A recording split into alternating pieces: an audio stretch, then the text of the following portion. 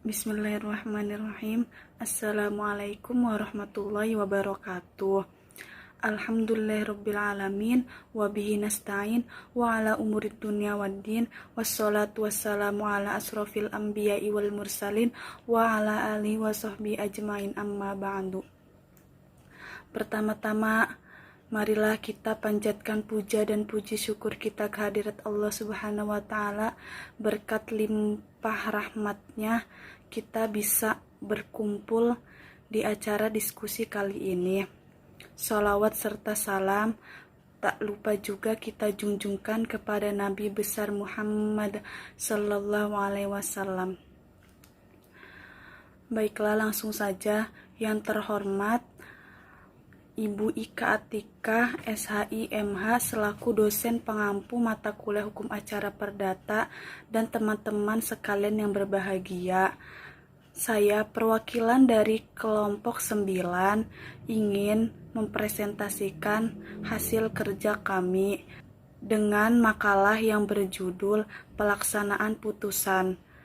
Untuk lebih lanjutnya, mari kita simak bersama-sama apa saja yang ada di dalam pelaksanaan putusan itu. Makna dan prinsip eksekusi. Menurut Prof. Subekti, eksekusi adalah pelaksanaan suatu putusan yang sudah tidak dapat diubah lagi, ditaati secara sukarela oleh pihak yang bersengketa. Jadi dalam makna perkataan, eksekusi sudah mengandung arti pihak yang kalah mau tidak mau harus mentaati putusan itu secara sukarela, sehingga putusan itu harus dipaksakan kepadanya dengan bantuan kekuatan umum. Yang dimaksud dengan kekuatan umum adalah polisi, bahkan perlu militer angkatan bersenjata. Untuk menjalankan eksekusi ada beberapa hal yang menjadi prinsip dari eksekusi itu sendiri, yaitu diantaranya satu, eksekusi dijalankan terhadap putusan yang telah berkekuatan hukum tetap. Di sini dijelaskan bahwa eksekusi hanya boleh dilakukan terhadap putusan yang telah mempunyai keputusan yang tetap. Akan tetapi terhadap hal ini, undang-undang mengatur pengecualian yang meliputi A.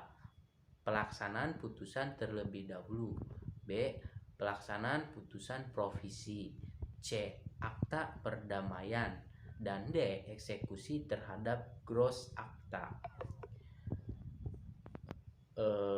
Bagian 2, yang kedua, eksekusi dijalankan terhadap putusan yang tidak mau dijalankan secara sukarela.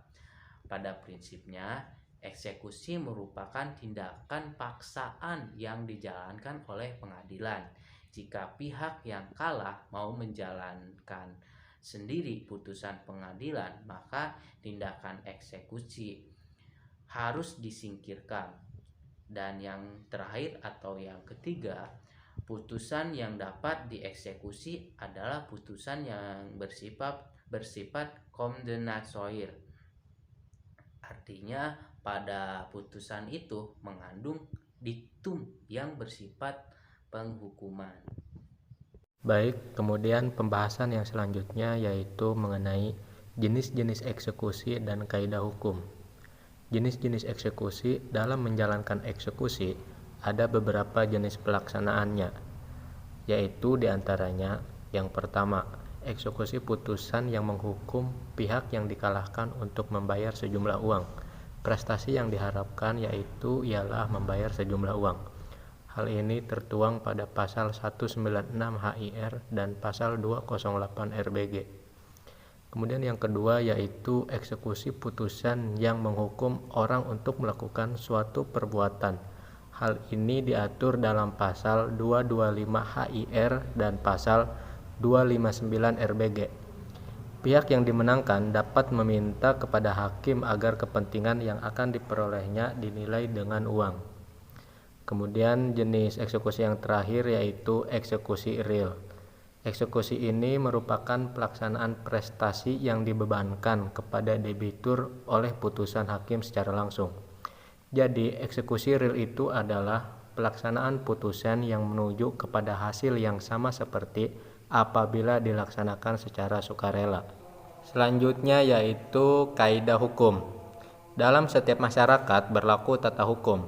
Tata hukum itu terdiri atas seperangkat kaidah-kaidah hukum, yang juga biasa disebut aturan-aturan hukum, sebagaimana terdapat dalam perundang-undangan, keputusan-keputusan birokrasi pemerintah, dan putusan-putusan pengadilan. Aturan-aturan hukum ini mengkaidahi perilaku dari para peserta dalam pergaulan hidup, yakni para warga masyarakat. Kaidah-kaidah hukum menetapkan bagaimana kita harus berperilaku dalam hubungan antara yang satu dengan yang lainnya dan apa yang dapat kita saling harapkan. Prosedur piat eksekusi. Piat eksekusi adalah penetapan pengadilan untuk melaksanakan putusan jika pihak yang dikalahkan dalam putusan menolak untuk melaksanakan secara sukarela. Di dalam peraturan perundang-undangan tidak diatur jangka waktu putusan harus dilaksanakan secara sukarela oleh pihak yang kalah.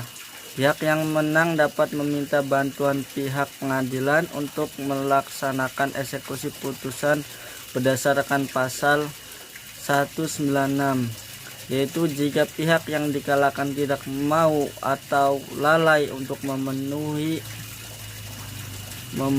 isi keputusan itu dengan damai, maka pihak yang menang memasukkan permintaan baik dengan lisan maupun dengan surat kepada ketua PN yang tersebut pada ayat pertama pasal 195. Buat menjalankan keputusan ini, ketua menyuruh memanggil pihak yang dikalahkan itu secara memperingatkan supaya ia memenuhi keputusan itu di dalam tempo yang ditentukan oleh ketua yang selama-lamanya 8 hari. Jika setelah jangka waktu yang telah ditetapkan putusan masih juga tidak dilaksanakan, maka ketua pengadilan memerintahkan agar disita barang-barang milik pihak yang kalah sampai dirasa cukup akan pengganti jumlah uang yang tersebut di dalam putusan itu, dan ditambah pula dengan semua biaya untuk menjalankan putusan itu sesuai pasal 197. Prosedur piat eksekusi. 1. Permohonan aang maning.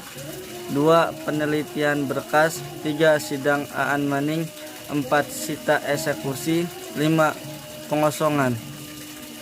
Pembahasan selanjutnya yaitu prosedur sita eksekusi. Yang pertama, sita eksekusi dilaksanakan berdasarkan surat perintah Ketua Pengadilan Negeri. Yang kedua, surat perintah atau penetapan sita eksekusi berisi perintah kepada panitera atau juru sita untuk menyita sejumlah atau seluruh harta kekayaan termohon. Yang ketiga, pelaksanaan penyitaan dibantu oleh 2 orang saksi. Yang keempat, sita eksekusi dilakukan di tempat. Yang kelima, pembuatan berita acara sita eksekusi. Yang keenam, penjagaan yuridis barang yang disita. Yang ketujuh, ketidakhadiran tersita tidak menghalangi sita eksekusi.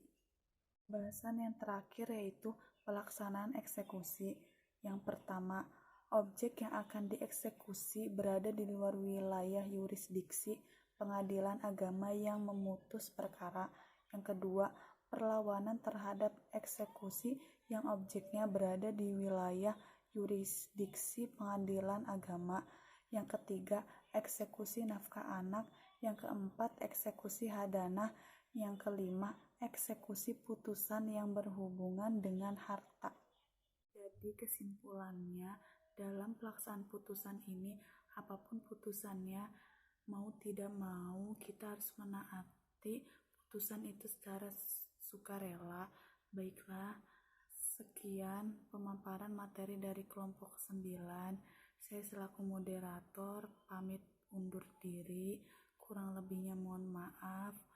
Billahi taufiq wal hidayah. Wassalamualaikum warahmatullahi wabarakatuh. Jika ada yang kurang paham, boleh ditanyakan di kolom komentar saat mata kuliah sedang berlangsung.